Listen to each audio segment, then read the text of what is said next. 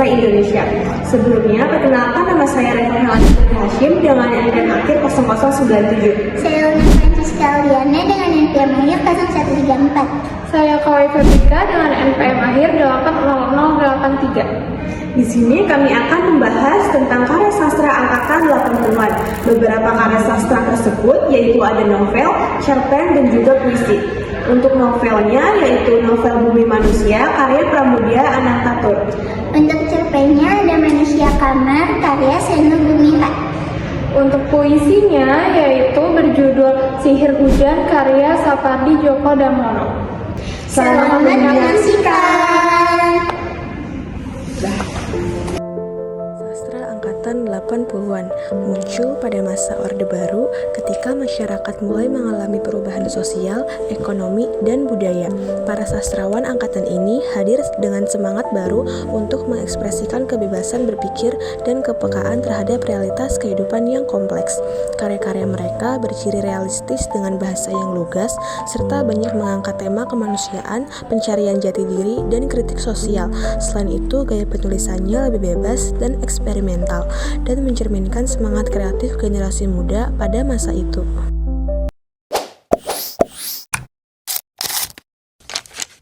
Pramudia Anantatur, nationaliteit Indonesia, politieke gevangene nomor 641. Pramudia Anantatur, nama yang abadi dalam sejarah sastra Indonesia. Ia bukan hanya penulis, tapi saksi, pejuang, dan suara bagi kemanusiaan. Pram lahir di Blora, Jawa Tengah pada 6 Februari 1925. Dari keluarga terdidik, ayahnya seorang guru dan ibunya anak penghulu di Rembang. Sejak kecil, Pram dikenal cerdas, keras kepala, dan haus ilmu. Ia belajar di taman siswa, sekolah teknik, hingga sekolah tinggi Islam Jakarta. Bukti semangatnya menuntut pengetahuan tidak pernah padam. Namun, jalan hidupnya penuh dengan cobaan. Dari 81 tahun hidupnya, 18 tahun dihabiskannya dalam penjara. Pertama kali ditangkap tahun 1947 oleh Belanda di penjara Salemba. Ia menulis karya awalnya, yaitu 12 Kepala Nikah. Tahun 1958, ia bergabung dengan Lekra dan tanpa pengadilan dituduh berafiliasi dengan PKI. Lalu, Pram diasingkan ke Pulau Buru selama 10 tahun, dan di sanalah lahir karya monumentalnya, yaitu Bumi Manusia.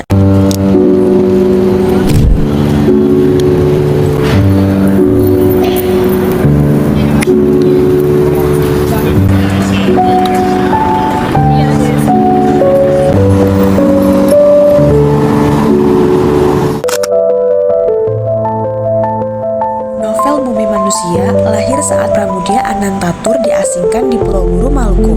Dalam keterbatasan, ia mula-mula menuturkan kisah ini secara lisan kepada sesama tahanan sebelum akhirnya menuliskannya di lembaran kertas sederhana. Sekitar tahun 1975, naskah tersebut disusun ulang dengan rapi dan menggambarkan perjuangan bangsa Indonesia melawan penjajahan melalui tokoh Minke. Novel ini terbit pada tahun 1980, namun segera dilarang oleh Kejaksaan Agung pada masa pemerintahan Soeharto karena dianggap berisi ajaran Marxisme. Setelah era reformasi, larangan itu dicabut dan Bumi Manusia kembali beredar pada awal 2000-an melalui penerbit Lentera di Pantara. Bumi Manusia adalah novel fiksi bergenre drama sejarah karya Pramudia Anantatur yang berlatar pada masa penjajahan Belanda di Indonesia. Kisah ini menceritakan tentang Minke, seorang pemuda pribumi yang cerdas dan bersekolah di HBS atau Hogore Burger School. Sekolah menengah atas khusus bagi orang Eropa, Belanda, dan kaum elit pribumi. Minke digambarkan sebagai sosok terpelajar yang berpikiran maju dan ingin keluar dari belenggu adat serta ketidakadilan kolonial. Pemikiran modern dan ilmu pengetahuan Eropa membuatnya menjadi pribadi yang kritis terhadap budaya dan sistem sosial yang menindas. Minke memiliki bakat besar dalam menulis. Lewat tulisan-tulisannya yang sering dimuat di surat kabar Belanda dengan nama samaran Max Tolenaar. Ia menyuarakan perlawanan terhadap diskriminasi dan ketimpangan sosial antara pribumi dan bangsa penjajah. Suatu hari, Minke diajak oleh temannya, Robert Surhoff, ke daerah Wonokromo dan berkenalan dengan keluarga Milema yang tinggal di sebuah rumah besar yang disebut Istana Kayu. Di sana, ia bertemu dengan Nyai Ontosoro, seorang perempuan pribumi cerdas yang menjadi istri tanpa ikatan resmi dari Herman Milema, serta putrinya Annelies Milema. Pertemuan itu mengubah hidup Minke. Ia dan Annelies saling jatuh cinta dan akhirnya menikah secara adat dengan restu Nyai Ontosoro. Namun, kebahagiaan mereka tidak berlangsung lama. Setelah kematian Herman Milema, pengadilan di Belanda memutuskan untuk menyita seluruh harta peninggalannya dan menolak mengakui perkawinan Minke dan juga Annelies karena usia Annelies yang dianggap belum dewasa, serta status hukum Nyai Ontosoro sebagai nyai yang tidak sah di mata hukum kolonial. Keputusan itu membuat Minke dan Nyai Ontosoro kehilangan segalanya, harta, kedudukan, dan hak untuk mempertahankan Annelies. Di akhir cerita, Annelies dipaksa untuk pergi ke Belanda dan meninggalkan Minke untuk selamanya. Nyai Ontosoro hanya bisa berkata kepada Minke dengan penuh keteguhan, "Kita telah kalah, Nak, tapi kita harus tetap melawan." Minke pun menyadari bahwa perjuangan melawan ketidakadilan tidak berhenti pada dirinya. Meski kalah secara hukum dan kehilangan orang yang dicintainya, Minke bertekad melanjutkan perjuangan lewat pena dan pikirannya. Gaya bahasa dalam novel Bumi Manusia. Dalam Bumi Manusia, Pramudia Anantatur menggunakan hiperbola untuk menegaskan emosi dan makna perjuangan. Bahasa yang puitis dan tajam menjadi simbol perlawanan dan menunjukkan bahwa kata-kata dapat menjadi senjata kemanusiaan. Novel Bumi Manusia mengandung pesan moral tentang pentingnya pendidikan, perjuangan melawan ketidakadilan, dan kesetaraan manusia. Melalui tokoh Minke, Pramudia Anantatur menunjukkan bahwa pengetahuan adalah kekuatan untuk membebaskan diri dari penindasan, serta menegaskan nilai kemanusiaan, cinta, dan kebanggaan terhadap identitas bangsa. Pada 2019, novel Bumi Manusia diadaptasi menjadi film oleh sutradara Hanung Bramantyo, dibintangi oleh Iqbal Ramadan sebagai Minke dan Mawar De Jong sebagai Annelies. Dan beberapa cuplikan dari trailer film Bumi Manusia saya gunakan dalam video dokumenter untuk menggambarkan isi dari novel Bumi Manusia. Meski menuai beragam pendapat, film ini berhasil memperkenalkan karya Pramudia Anantatur kepada generasi muda dan menjadikannya bagian dari budaya populer yang menginspirasi banyak orang. Bumi Manusia bukan hanya kisah masa lalu, ia adalah cerminan yang memantulkan wajah bangsa ini. Tentang bagaimana kita pernah dijajah, tapi juga bagaimana kita belajar menjadi manusia yang merdeka. Seperti kata Pramudia Anantatur, orang boleh pandai setinggi langit, tapi selama ia tidak menulis, ia akan hilang dalam masyarakat dan dari sejarah.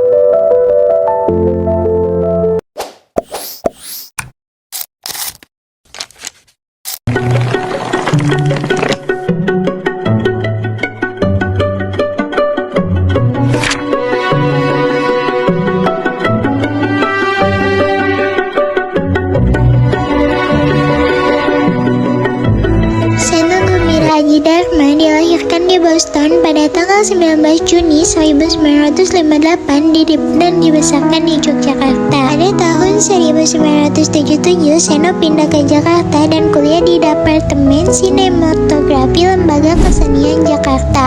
Pada tahun 1977, Seno mulai bekerja sebagai wartawan lepas pada Surat Kabar Merdeka. Tidak lama kemudian, ia menerbitkan majalah kampus yang bernama Cikini dan majalah film yang bernama Sinema Indonesia. Setelah itu, ia juga menerbitkan Mingguan Zaman dan terakhir ikut menerbitkan kembali majalah Berita Jakarta pada tahun 1985. Pekerjaan sebagai wartawan dijalani Seno sambil tetap menulis cerpen dan esai. Seno memulai kegiatan sastranya dengan menulis puisi, cerita pendek, baru kemudian menulis esai. Puisi yang pertama dimuat dalam rubrik Puisi Lugu, majalah Aku Tuil asuhan Remi Silado. Cerpennya yang pertama dimuat di Surat Kabar Berita Nasional dan esainya yang pertama tentang teater dimuat di Surat Kabar Kedaulatan Rakyat. Seno kemudian mendirikan pabrik tulisan yang menerbitkan buku-buku buku puisi dan menjadi penyelenggara acara-acara kebudayaan.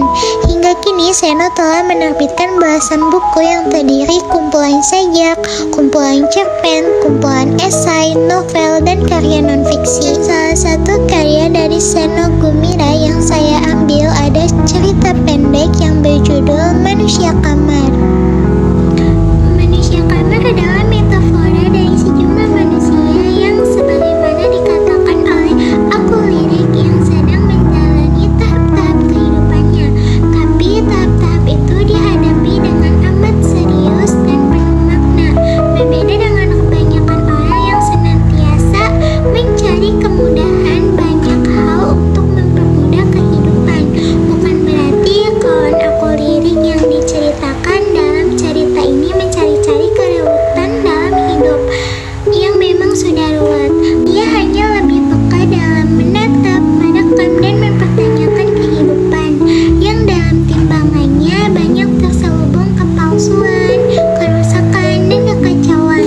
Hal yang sangat mungkin menghinggapi tipikal orang yang penyendiri yang lebih banyak meluangkan waktu berpikir sendiri ketimbang orang yang menghabiskan waktu dengan kawan-kawannya, sehingga penilaiannya terhadap kehidupan terkena bias. Hanya satu kealpaannya begitu angkuh, seolah tak ada manusia lain yang berpandangan sama dengannya, sehingga tak sedikit pun ia mau mencoba berdiskusi dengan orang lain kecuali kawan dekatnya, sehingga tafsir yang dia gunakan dalam memandang dunia dan segala bentuk keduniawian tadi mutlak miliknya sendiri, sekalipun menggunakan kacamata pemikiran lainnya. Pesan moral yang didapat dalam cerpen Manusia Kamar itu mengajarkan bahwa pelarian dan keterasingan bukanlah jalan keluar dari tekanan hidup. Manusia juga harus berani menghadapi realitas, menjaga hubungan dengan sesama, dan menemukan makna hidup di tengah kesunyian dunia modern. Dan kesimpulan dari cerpen Manusia Kamar sendiri itu merupakan sebuah karya sastra yang berhasil menggambarkan realitas sosial budaya masyarakat Indonesia saat ini. Cerpen ini dapat memberikan kita pemahaman tentang perubahan sikap dan perilaku manusia dalam menghadapi tantangan-tantangan yang ada di masyarakat.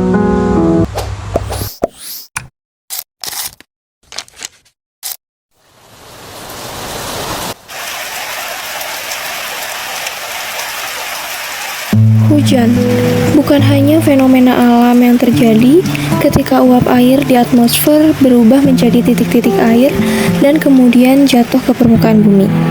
Bagi sebagian orang, hujan memiliki makna tersendiri tentang kehidupan, bisa menjadi simbol perasaan, juga bahkan romantisasi tentang kehidupan.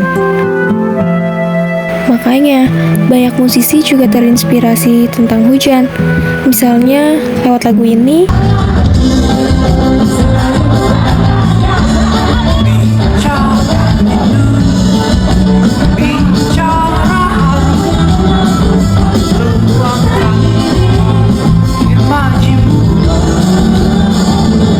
Bukan cuma lagu, hujan juga sering muncul di film-film kayak scene ikonik ini. Hujan, berhenti! Mana kok nggak berhenti? Oh iya, nggak bisa denger, dia nggak punya kuping. Aku juga bisa berhentiin motor ini, kamu tahu? Itu sih tinggal direm aja, ya kan? Kok kamu tahu? Bayi juga tahu, Dilan. Bayi ajaib bisa naik motor. Di dunia sastra, hujan juga jadi tema yang sering dibahas. Salah satunya novel Hujan karya Terelie. Sebelum karya-karya modern muncul, sudah ada sosok penyair legendaris yang menulis tentang hujan dengan caranya yang khas. Beliau adalah Sapardi Djoko Damono. Beliau terkenal bukan hanya sebagai penyair, tetapi juga dosen, pengamat sastra, kritikus, juga pakar sastra. Beliau lahir sebagai anak pertama di Solo pada tanggal 20 Maret 1940. Puisi itu bumi sebenarnya. Ketika dikembalikan menjadi bumi di dalam lagu, dia lebih berfungsi. Pada tahun 1989, beliau memperoleh gelar doktor. Lalu tahun 1995, beliau dikukuhkan sebagai guru besar di Fakultas Sastra Universitas Indonesia.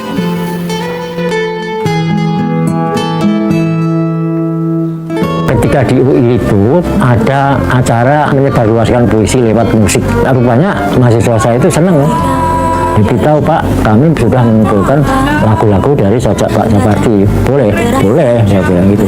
Menafsirkan kedamaian hanya rasa.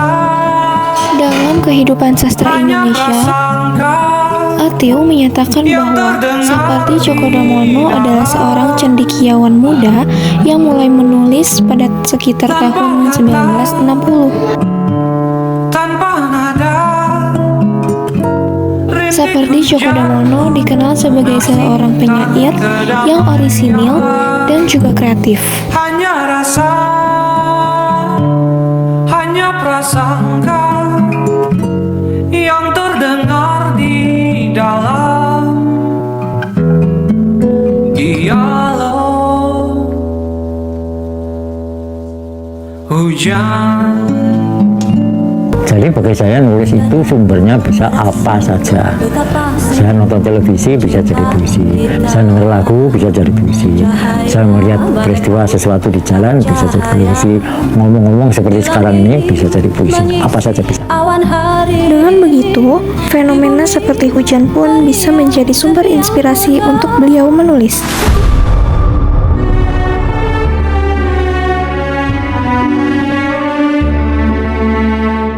Hujan mengenal baik pohon, jalan, dan selokan. Suaranya bisa dibeda-bedakan. Kau akan mendengarnya, meski sudah kau tutup pintu dan jendela, meskipun sudah kau matikan lampu.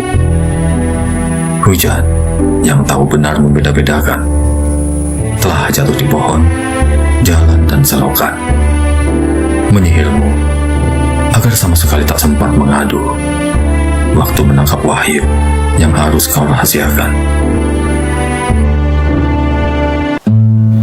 Puisi ini memiliki gaya bahasa yang sederhana, lugas, dan jernih, namun syarat dengan makna dan pesannya. Pada tahun 1984, puisi ini mendapatkan penghargaan sebagai puisi putra 2 di Malaysia. Puisi ini tuh menggambarkan bagaimana hujan memiliki pemahaman dan hubungan khusus dengan lingkungan sekitarnya. Misalnya, pohon, ranting, air selokan, ranting-ranting, dan jalanan atau tanah yang basah. Dari banyaknya elemen tersebut, suara hujan dikatakan bisa dibedakan tergantung pada elemennya. Jadi seolah-olah kayak hujan memiliki bahasa dan karakteristik yang berbeda-beda sesuai dengan masing-masing elemennya. Penggambaran ini memberikan nuansa ajaib dan magic terhadap hujan, seakan-akan hujan itu adalah entitas hidup dan sadar akan kehidupannya dia.